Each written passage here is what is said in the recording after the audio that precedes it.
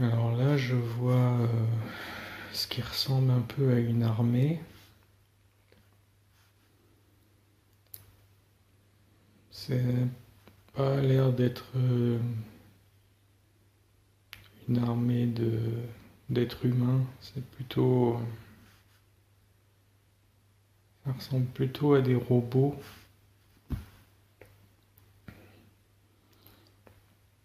C'est bizarre parce que ils ont, c'est comme s'il y avait une espèce de tête qui ressemble aux vieux micros les gros micros des années 50-60.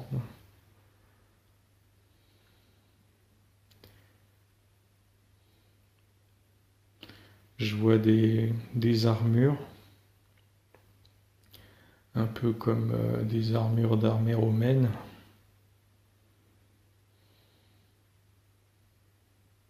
C'est c'est tout dans les tons gris, hein, très métalliques.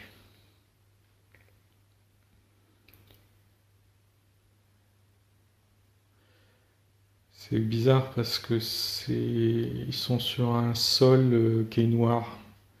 C'est comme si la planète était noire, toute noire.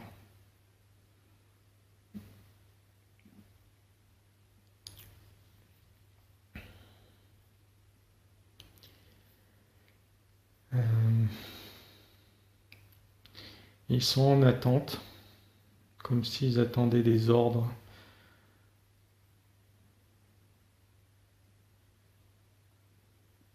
Ils sont debout leurs armures.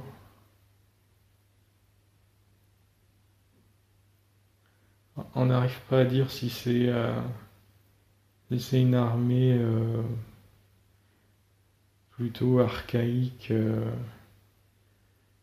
ou plutôt de technologie avancée, parce que c'est un peu comme si c'était le mélange des deux. Les armures, ça fait vraiment très archaïque, et puis le fait que ça semble être plutôt des robots, là on pense plutôt à des choses plus modernes. Donc c'est un peu contradictoire. Alors dans le ciel, il y a des vaisseaux un peu triangulaires. On dirait que ça fonctionne sans mode de propulsion, comme si ça utilisait l'antigravité, un truc dans ce genre-là. Le ciel, il est jaune, jaune verdâtre, pas très joli. Euh,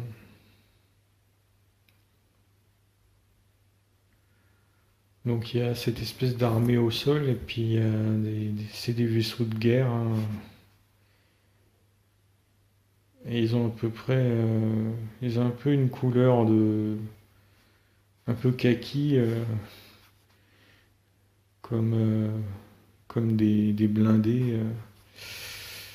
Sauf que ils ont vraiment une forme un peu pyramidale. La base est triangulaire et puis c'est pointu vers le haut. Et oui, ils ont une couleur kaki comme ça qui se déplace. Ils sont gros. C'est des grands vaisseaux. Euh, c'est pareil, ils sont là, ils flottent dans l'air, ils se déplacent lentement, mais comme s'ils étaient en en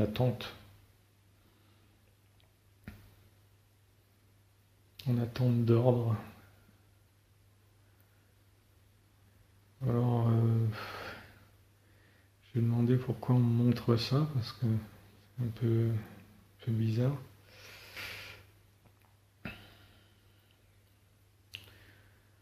Et on me parle de symboles. Ces, ces armées-là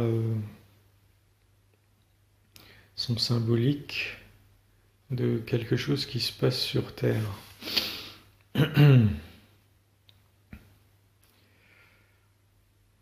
Alors, pour la partie au sol,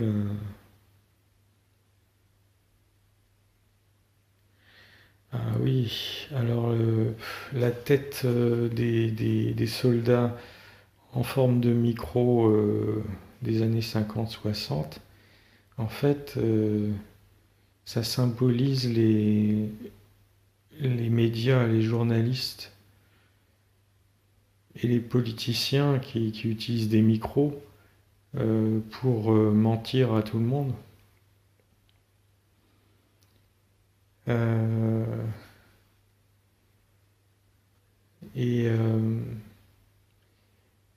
et le côté archaïque de cette armée-là, c'est qu'ils utilisent des vieilles techniques de manipulation et de mensonge qui sont très anciennes et qui resservent tout au long de l'histoire parce que ben, ça marche. Et en même temps, le côté haute technologie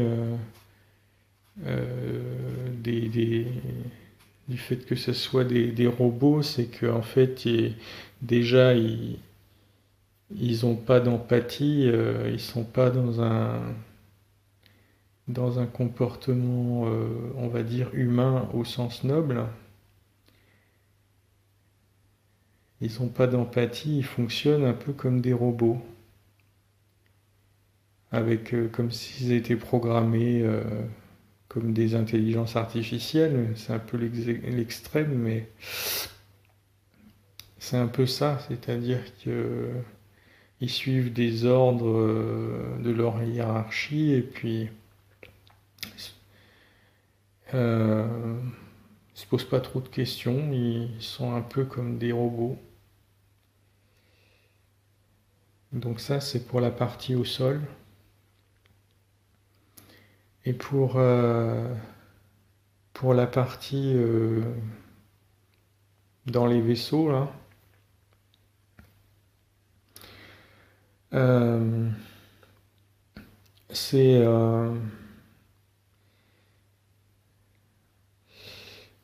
on voit souvent dans tout ce qui est euh, nouvel ordre mondial, le, le fameux triangle avec l'œil au milieu là. Ben là, ça représente en fait la pointe de la pyramide, ceux qui qui sont aux commandes de tout ça, de notamment de cette armée au sol, et qui pilotent tout ça d'en haut. Et donc là, ben, ce sont pas des êtres humains pour ceux qui sont vraiment tout en haut de la pyramide. C'est bien ce qu'on m'explique, ce ne sont pas des êtres humains. Et, euh, et bon, ça a été dit plein de fois, ça, mais c'est ce qui me vient à nouveau. C'est la raison principale pour laquelle on a toujours essayé de cacher l'existence euh, des extraterrestres, parce que euh, comme cette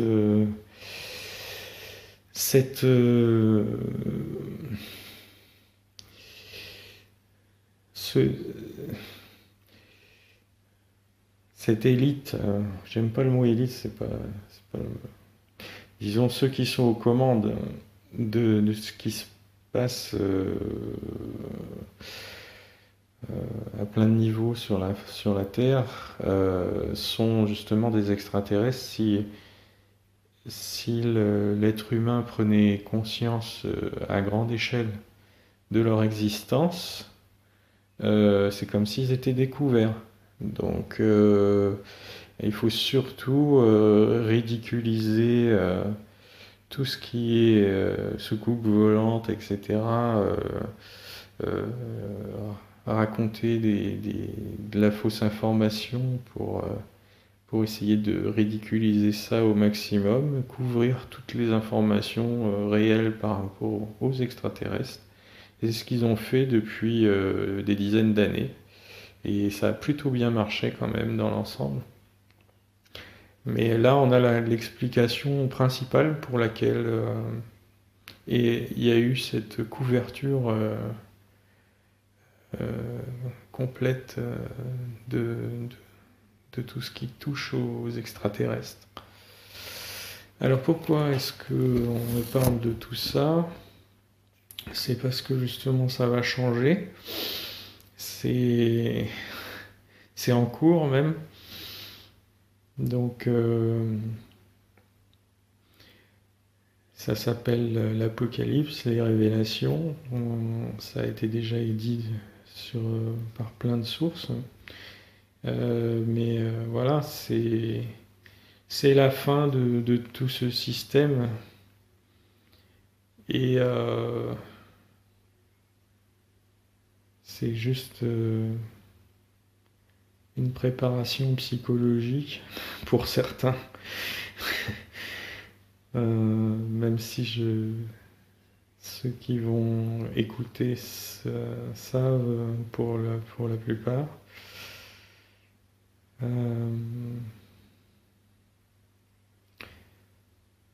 Donc, ouais, je vois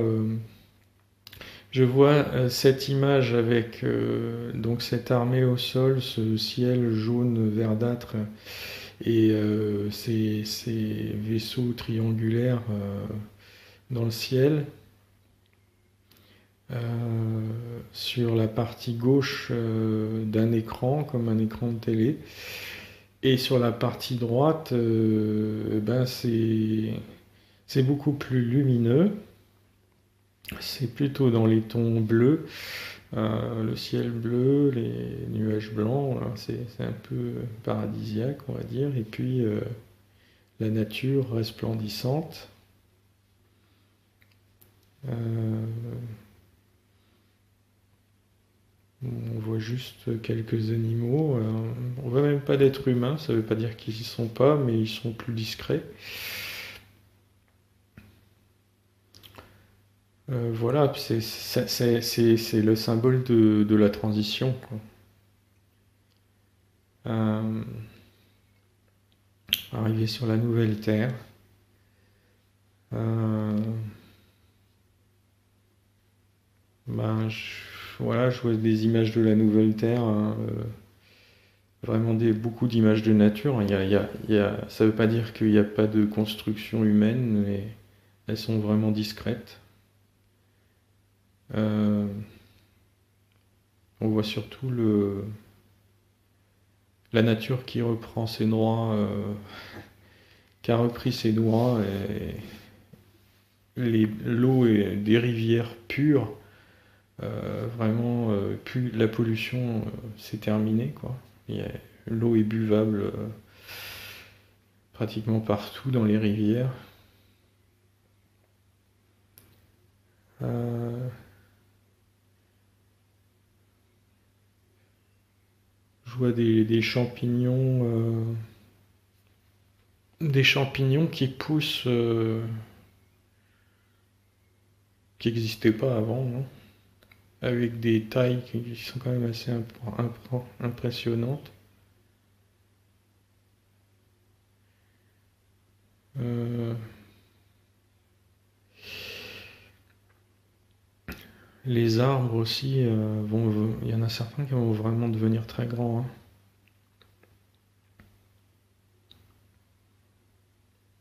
C'est comme si la vitalité de la nature la force vitale de la nature va augmenter avec ces vibrations. Et que du coup, ça allait provoquer aussi que la croissance des champignons, des arbres, etc., pour certaines variétés, va être amplifiée et que du coup, la taille des arbres, de certains champignons, de certains arbres va vraiment devenir très grande par rapport à ce qu'elle est actuellement. Euh, Vraiment, il y a quasiment zéro interférence de l'être humain. C'est impressionnant.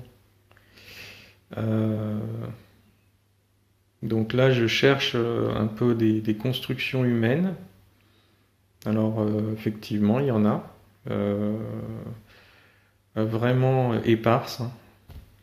Alors, je ne sais pas si c'est parce qu'il y a une réduction de la population humaine ou si c'est parce que finalement il y a beaucoup d'humains qui, après avoir accès à des véhicules, des transports dans l'espace pour aller explorer d'autres planètes, vivre ailleurs temporairement ou définitivement, fait que finalement il reste pas tant de monde que ça sur la Terre, que c'est un peu aussi par choix pour limiter la pression écologique sur la Terre, pour la laisser respirer. Euh, et, euh, et du coup, en fait, la population terrestre est vraiment très faible par rapport à ce qu'elle est actuellement. Et donc, c'est comme s'il y avait des petites communautés locales clairsemées, certaines au milieu de la forêt. C'est même pas visible dès qu'on fait quelques centaines de mètres dans la forêt, et paf, ça y est, ça disparaît, enfin, de la vue, donc c'est vraiment discret. Et puis là, ce que je vois surtout, c'est que l'essentiel des constructions, euh, ils ont, il y a une petite partie aérienne, la principale partie est souterraine, justement pour que ça soit visuellement plus discret au niveau au milieu de la nature. La partie qui est aérienne, c'est un peu comme des dômes, hein, des espèces de dômes euh, partiellement transparents, un peu blancs. Ça a des reflets blancs, bleu clair ou blanc presque. Et donc ça laisse passer une partie de la lumière. Et puis en dessous, ça fait un peu comme des maisons troglodytes, mais plus modernes. C'est très blanc, très lumineux. Les, les, les, les structures de logement à l'intérieur sont... Il y a une espèce de règle, c'est que ça a une forme vue du ciel. Si on regarde du dessus, ça a toujours une forme un peu de fleur. C'est-à-dire que il y a toujours une zone centrale qui est importante et les zones périphériques, un peu comme des pétales, correspondent plus aux appartements individuels ou aux salles de réunion plus spécialisées, etc. Mais il y a toujours un centre au milieu qui sert vraiment de lieu de rencontre de toute la communauté. Euh, avec une zone un peu de jardin intérieur. Je vois une espèce de petite fontaine, des, des canapés pour discuter, prendre le thé, papoter. Euh, c'est c'est très convivial, quoi. Donc c'est vraiment le lieu pour se rencontrer, puis et pour discuter, et puis ensuite tout autour, par section, il y a des zones d'habitation, il y a des zones pour des activités spécifiques. Enfin, voilà, c'est un peu organisé toujours de cette façon-là. Euh,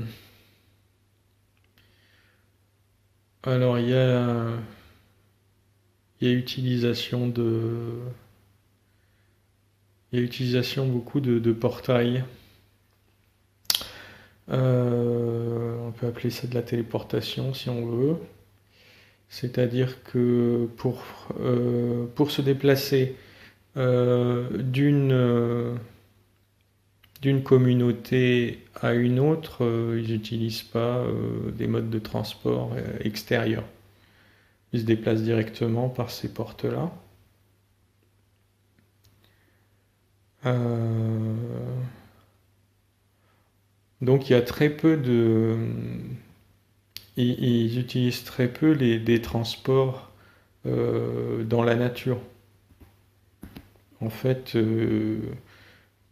pour l'essentiel, quand ils veulent aller dans la nature, ils y vont souvent carrément à pied, tranquille. Euh,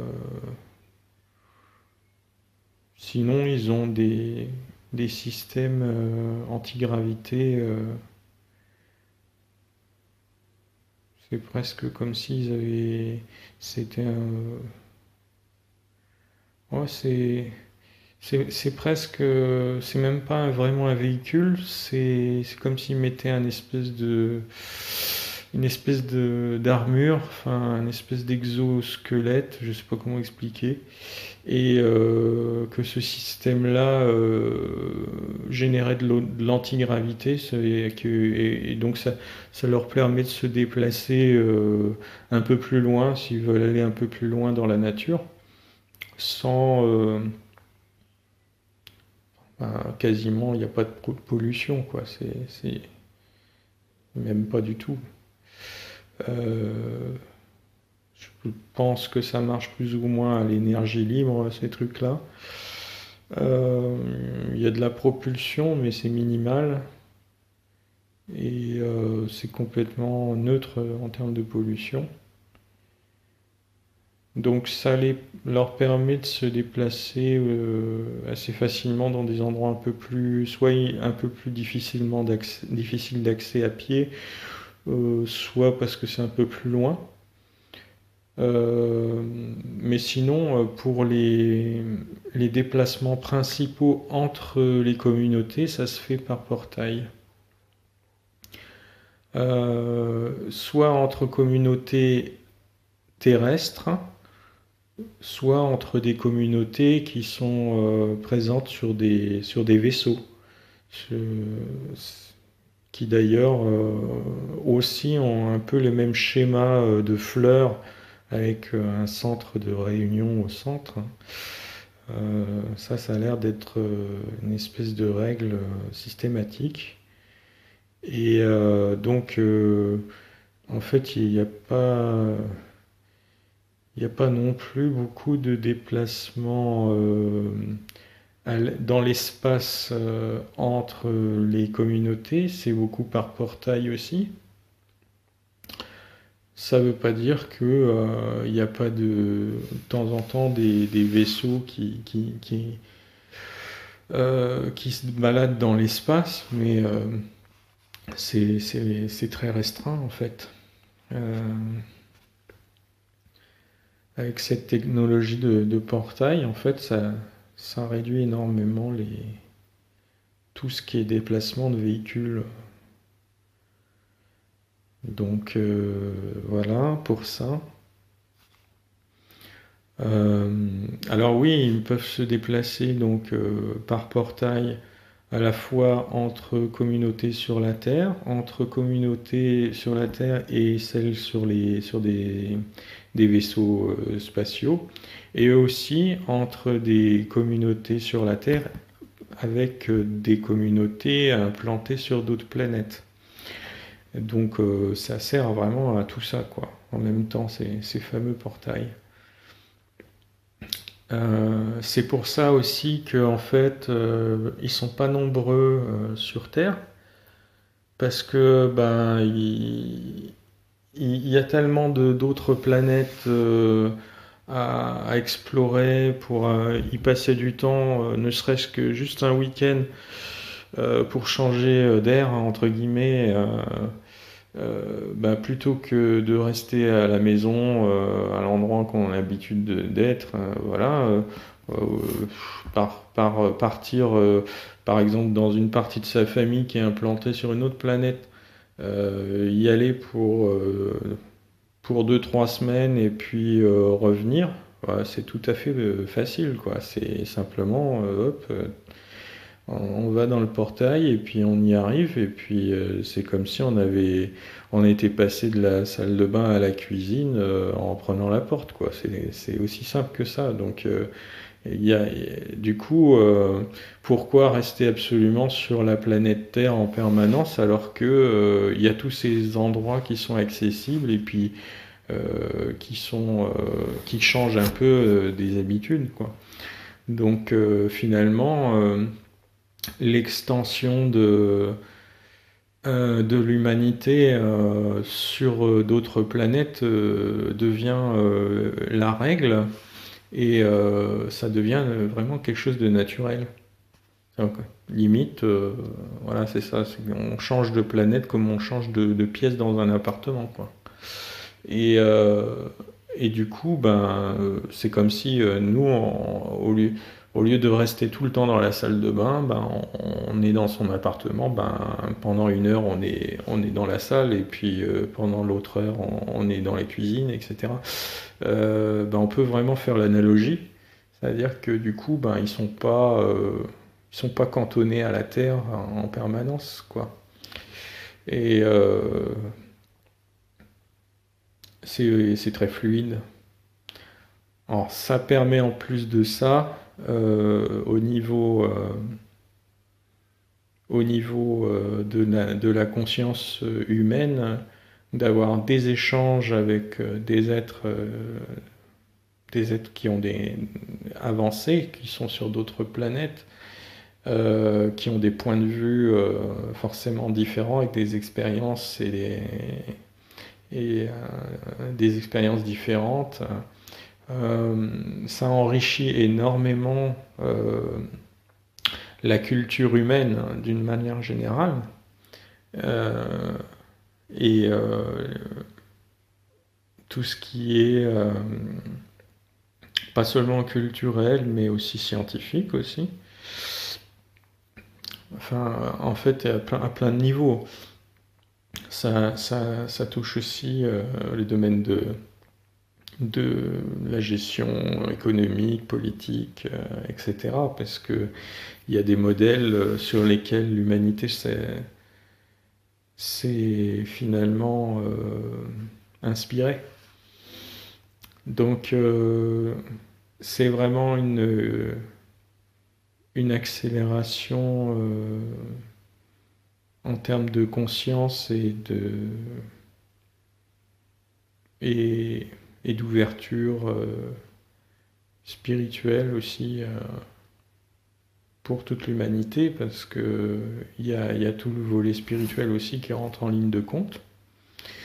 Euh, Comme bien entendu, il y a des sociétés spirituellement beaucoup plus avancées que l'être humain, mais qui vont devenir finalement avec qui on va pouvoir communiquer de façon naturelle et du coup qui vont nous influencer et finalement booster notre évolution spirituelle aussi. Alors aussi, donc il y a tout ce que le secteur de la santé, hein, ça C'est bon, beaucoup parlé des medbeds, mais euh, il y a aussi d'autres approches de santé. C'est plus, on est plus dans le développement spirituel, plus développement personnel, développement spirituel que dans les problèmes de santé, parce que les problèmes de santé c'est assez basique. Et ça a été réglé assez vite, hein, justement, notamment avec le changement du style de vie, la fin de la pollution, les medbeds, les technologies comme ça avancées, les problèmes de santé sont vite devenus vraiment très très, on va dire résolus pour l'essentiel. Et puis la concentration s'est faite plutôt sur le développement spirituel et personnel d'une manière générale. Et bon, pour ça, c'est pareil. L'apport de l'expérience d'autres civilisations beaucoup plus avancées que nous, du fait qu'on devient, on se retrouve en interaction directe avec eux, ben ça stimule, hein, ça accélère notre évolution dans ce sens-là, hein. Mais c'est pas comme si on était.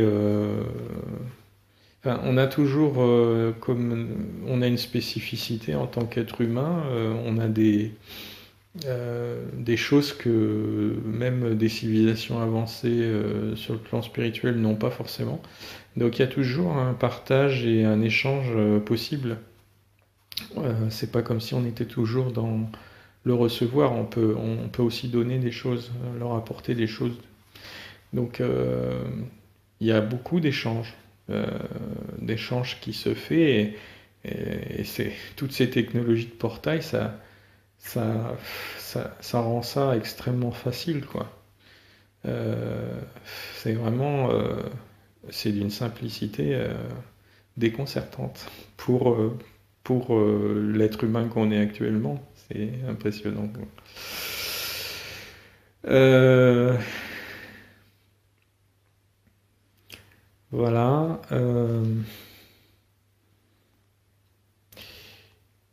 Il y a des aspects politiques hein, aussi sur l'organisation, l'organisation des sociétés. C'est pareil, on va bénéficier de l'expérience et de l'avancée de sociétés beaucoup plus avancées que nous euh, pour, euh, pour, pour nous autogérer de façon optimale. Et donc, on va s'inspirer de modèles d'êtres plus avancés que nous, qui ont pu tester plusieurs choses et ont pu voir des systèmes de fonctionnement, d'organisation euh, qui marchent bien quoi, dans la pratique. Donc on va beaucoup s'inspirer de ce genre de modèle. Euh,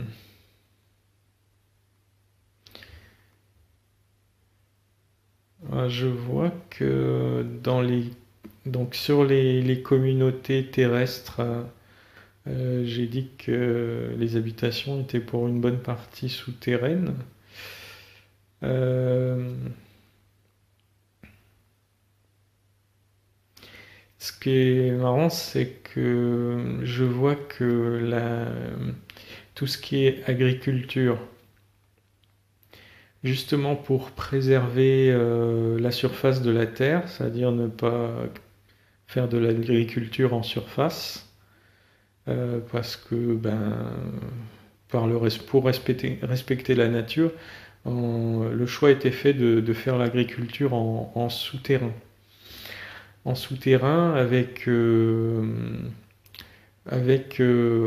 un ensoleillement artificiel. C'est une lumière quand même qui est beaucoup plus sophistiqué que les techniques d'éclairage qu'on utilise pour de l'agriculture en serre, par exemple. C'est des rayonnements qui apportent au niveau non matériel des éléments qui s'apparentent à ceux d'un éclairage naturel du soleil. Parce qu'il y a vraiment des composantes non physiques à ce rayonnement solaire qui sont importantes pour le développement des plantes. Comme il y a vraiment une meilleure compréhension de tout ce qui est plan non physique, ça fait que ben, tout ce qui est produit est fait aussi en incluant ces connaissances-là. Donc, on ne peut pas vraiment comparer avec une culture de serre actuelle. C'est plus avancé et les plantes qui sont cultivées comme ça ont beaucoup plus de vitalité, et apportent beaucoup plus de nutriments pour le corps que celles qui sont actuellement cultivées sous serre. Donc voilà, donc il y a toute cette agriculture qui se fait en sous-sol, presque automatisée, hein. Il y a beaucoup de robots qui font ça. Il y a beaucoup d'automatisation. Il y a aussi des gens qu'en font, on va dire, à l'ancienne, juste pour le plaisir. Ils mettent les bottes et puis ils binent, ils coupent, ils taillent, ils creusent, etc. C'est une activité agréable, ça leur fait plaisir aussi, donc ils ne font pas tout faire par des systèmes automatisés.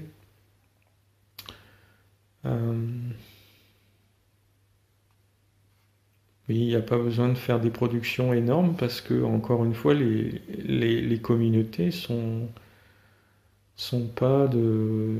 Enfin, il n'y a pas des quantités énormes de gens dans ces communautés, hein. C'est relativement limité. Moi, ce que je vois, c'est des communautés qui ont à peu près autour de entre 50 et 100 personnes, quoi. Mais 100, ça fait vraiment partie des grosses communautés, quoi. Euh, la plupart, c'est plutôt autour de 50-60. Ouais, c'est de cet ordre-là. Donc, rien à voir avec les villes de nos civilisations actuelles.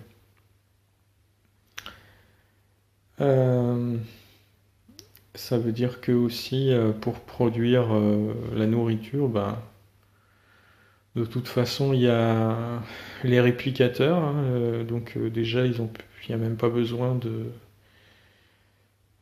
Pour certaines nourritures, ben, ils se contentent simplement d'utiliser des réplicateurs, donc pas besoin d'avoir des stocks ou de produire énormément. Et puis pour la nourriture fraîche, on va dire, ben, c'est celle qui est produite dans ces espèces de jardins souterrains.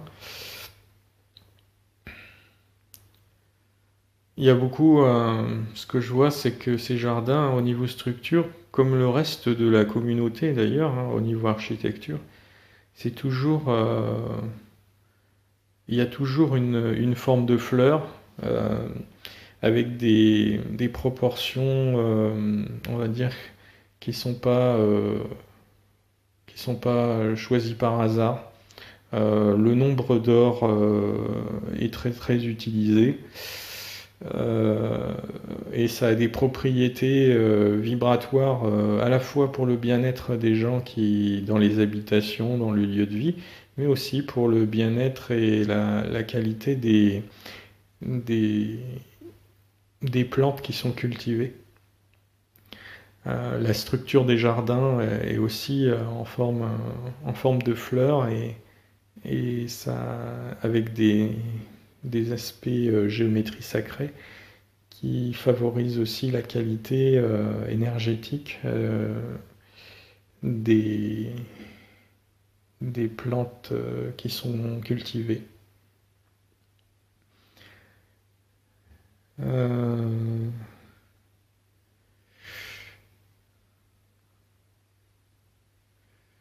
je vois que en fait les gens ont beaucoup de temps libre. Ils ont beaucoup de temps libre pour échanger, discuter. C'est pas comme si vraiment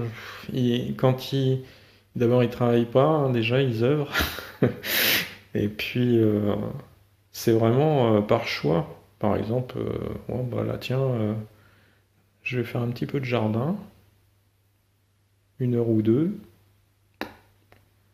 Puis après, le lendemain, oh, bah, j'ai envie de rien faire, bah, je fais rien, je passe mon temps à me promener dans la nature si j'ai envie, à rencontrer des amis, à me balader sur une autre planète pour aller voir un paysage de, je sais pas quoi, de montagne ou qui n'existe pas sur Terre. Ou, voilà, il y a vraiment pas de pression en termes d'activité professionnelle. C'est vraiment quand pour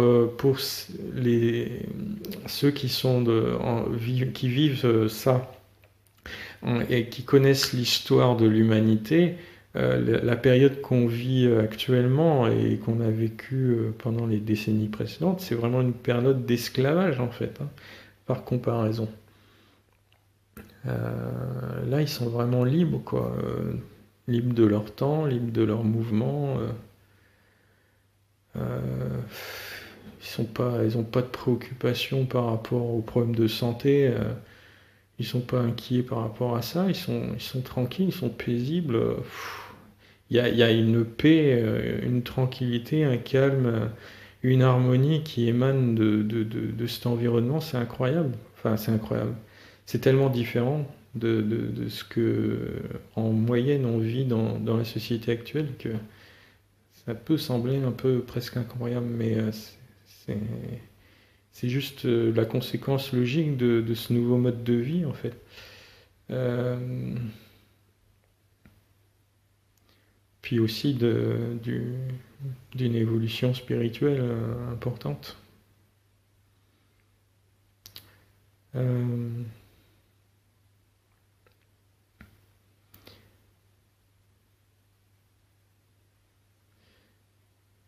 je vois qu'ils dorment pas longtemps, hein. Ils n'ont pas besoin de dormir beaucoup, ils dorment 2 ou 3 heures, ça suffit. Un peu comme on fait une sieste en début d'après-midi, ils font une petite pause de 2 3 heures là, puis hop, c'est reparti. C'est comme si en fait ils perdaient pas beaucoup d'énergie dans tout ce qu'ils font. Donc en fait, bah, ils n'ont pas besoin de se reposer beaucoup. Et ils sont moins réglés. C'est-à-dire que bah, ils dorment un peu quand ils ont envie un peu de sommeil, mais c'est pas forcément toujours aux mêmes heures. Donc il y en a qui font une pause comme ça en plein milieu d'après-midi, d'autres ça va être la nuit, d'autres ça va être le matin. Enfin, il n'y a pas de règle par rapport à ça. C'est quand la personne a envie de se recharger, ben, hop, elle s'allonge un peu, et puis elle récupère un peu, et puis hop, après c'est reparti. L'alimentation est de tellement bonne qualité et au niveau nutritif et énergétique que, en plus de ça, ça fait que ben ils ont pas besoin beaucoup de se recharger, hein.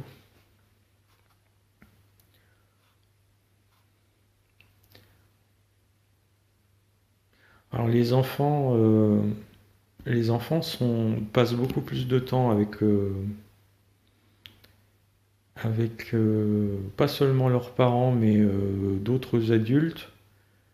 Euh,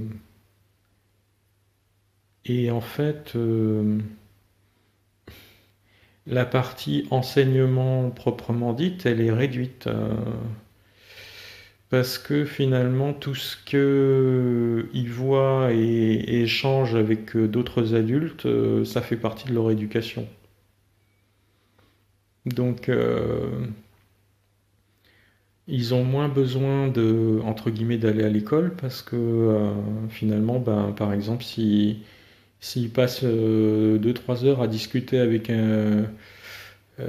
quelqu'un qui s'y connaît dans tel ou tel domaine, qui va leur comme s'il va leur faire un cours, hein, où ils vont lui poser des questions, etc. Bah, c'est comme ils ont fini ils ont fait leur apprentissage par rapport à tel ou tel domaine, et puis il y a quand même des lieux d'études, mais ils y sont pas euh, euh, si longtemps que ça dans la semaine.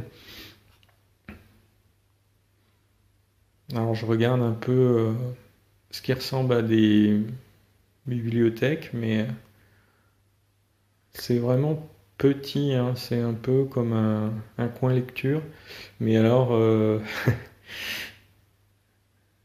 ouais, on voit ça notamment dans la partie centrale, hein, de la fleur, hein, l'organisation de la communauté. Donc l'endroit où il y a un peu des petits jardins intérieurs, des petites fontaines, des canapés pour se détendre, mais il y a aussi quelques bouquins. Mais alors c'est pas des bouquins comme on est habitué à voir. Ça ressemble plutôt à des bouquins qui ont été décrits par certains dans les annales akashiques euh, sous une forme, c'est-à-dire extérieurement, ça ressemble à un livre, mais quand on l'ouvre, c'est pas des pages d'écriture, c'est des images holographiques qui se projettent autour en 3 dimensions et qui bougent, donc on va dire en 4 dimensions avec le temps, comme des vidéos en 3 dimensions qui se déploient euh, quand on projette son attention sur telle ou telle zone de la page entre guillemets du livre. Et ben c'est comme si on regardait des films en ouvrant des pages. Et qu'on changeait de film en fonction de l'endroit où on regarde la page ou si on change de page. Donc la comparaison avec le livre est assez limitée, mais c'est... Donc forcément, alors ça stocke tellement d'informations qu'il n'y a pas besoin d'en avoir des tonnes. Il suffit d'avoir quelques livres, entre guillemets, posés dans un coin, puis chaque livre représente, je sais pas moi, l'équivalent d'une bibliothèque actuelle dans une bibliothèque standard de notre monde actuel, quoi. Donc forcément, ils ont pas besoin d'en avoir des tonnes. C'est un peu comme si on tournait pas les pages avec la main.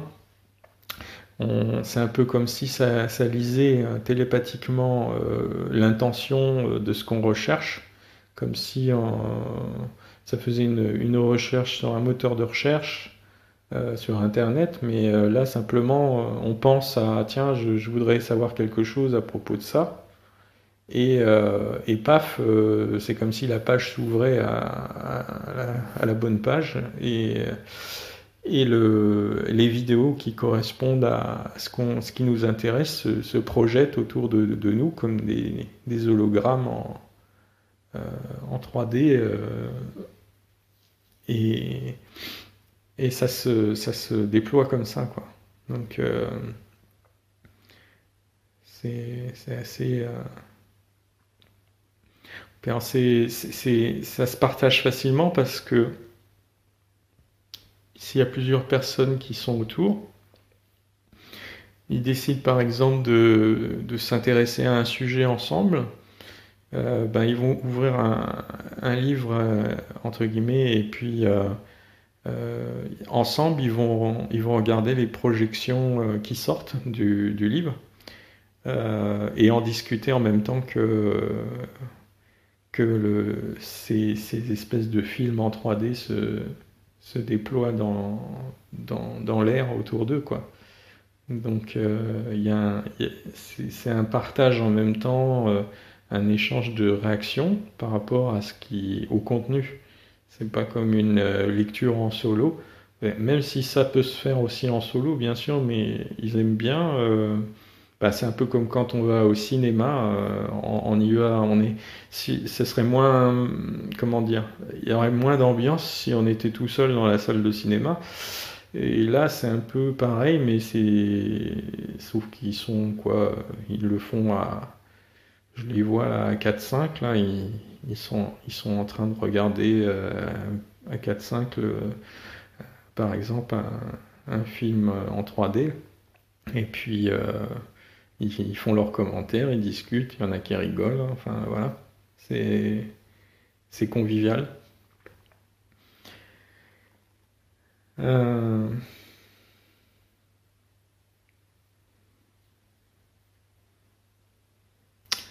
voilà, ben je vais arrêter ici.